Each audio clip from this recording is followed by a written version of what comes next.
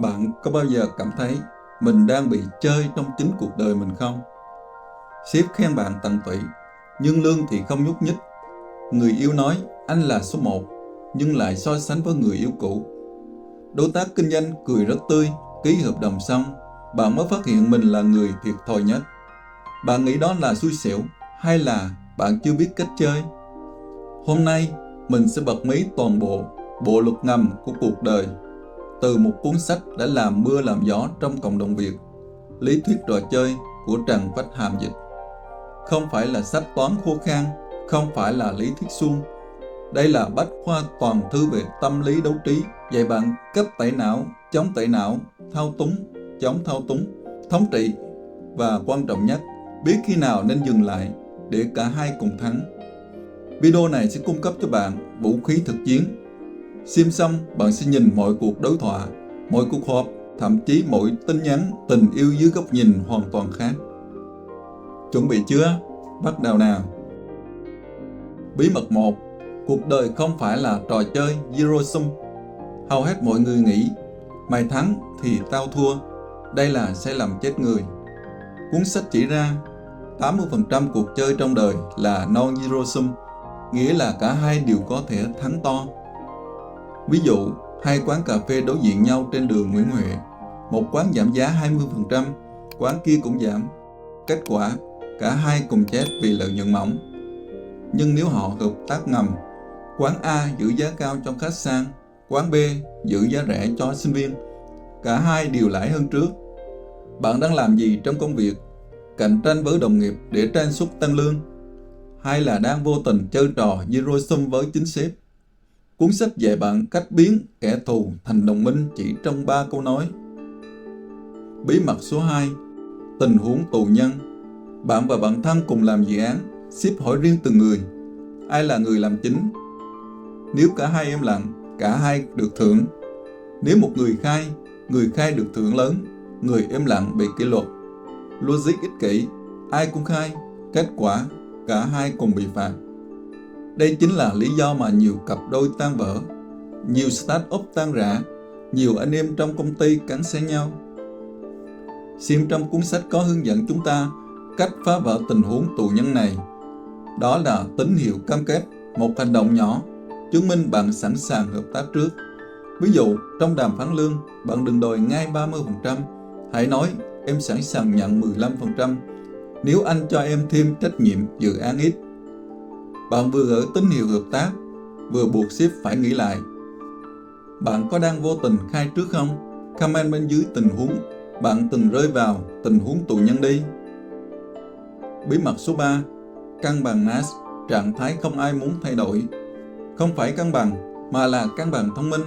Ai thay đổi trước sẽ thiệt. Ví dụ, hai xe máy đi ngược chiều trong hẻm nhỏ. Nếu cả hai né phải hoặc né trái cùng lúc sẽ va chạm. Cân bằng Nash là cả hai đều giữ nguyên tốc độ và né cùng hướng.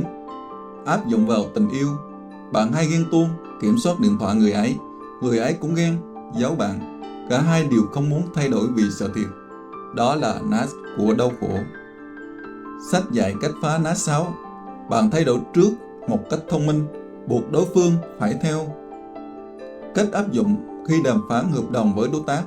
Mình nhường nhịn một điều nhỏ, giá cao hơn 5%, nhưng đổi lại đòi điều lớn, thanh toán trước 50%.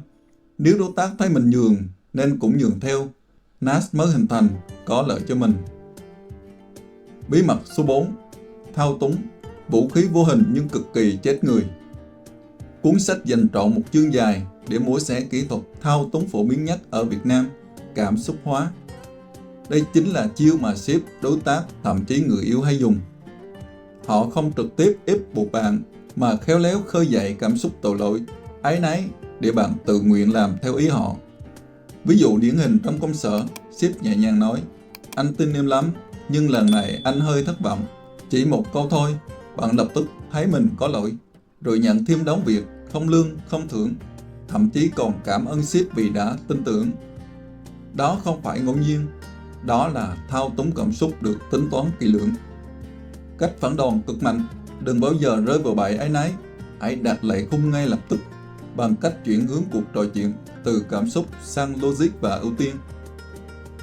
Bạn trả lời ngắn gọn nhưng chắc chắn. Em hiểu anh đang lo cho dự án. Vậy anh cần em ưu tiên việc gì nhất trong 3 việc này? Chỉ một câu thôi, bạn đã phá tan lớp cảm xúc, buộc sếp phải nói rõ yêu cầu thực sự. Từ nạn nhân, bạn trở thành người kiểm soát cuộc đối thoại. Đây chính là kỹ thuật đặt lệ khung vừa lịch sự vừa sắc bén.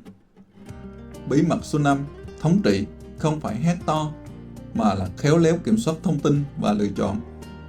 Ai cũng muốn làm ông chủ, nhưng cuốn sách khẳng định thống trị thực sự không nằm ở giọng nói to hay quyền lực bề ngoài. Nó nằm ở việc kiểm soát thông tin và kiểm soát lựa chọn của người khác.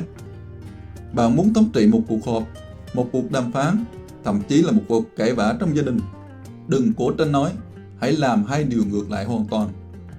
Thứ nhất là người đầu tiên đặt vấn đề, định nghĩa rõ vấn đề theo hướng có lợi cho bạn.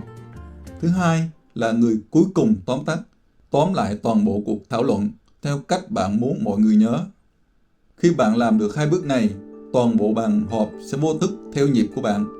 Họ nghĩ mình đang tự do bày tỏ ý kiến, nhưng thực chất họ đang chơi trong khung của bạn đã vẽ sẵn. Đó chính là lý do nhiều người dù không có chức vụ cao vẫn luôn là trung tâm trong mọi cuộc họp. Họ không tranh quyền, họ kiểm soát trò chơi. Hai bí mật này là vũ khí hai lưỡi thực sự. Học để nhận diện và phản đòn, bạn sẽ không còn bị thao túng. Học để sử dụng khéo, bạn sẽ trở thành người dẫn dắt mọi ván cờ.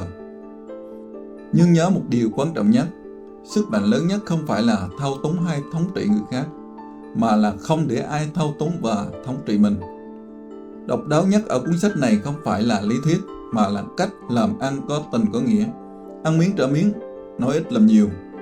Tất cả đều được phân tích như một ván cờ tâm lý. Tóm lại, lý thuyết trò chơi không dạy bạn trở thành kẻ xấu. Nó dạy bạn không còn là con tốt trong ván cờ của người khác. Like nếu bạn cảm thấy mình vừa được khai sáng, share cho người mà bạn thấy đang bị chơi. Và subscribe, bật chuông để không bỏ lỡ những video hay tiếp theo nhé. Cảm ơn các bạn đã xem. Hẹn gặp lại.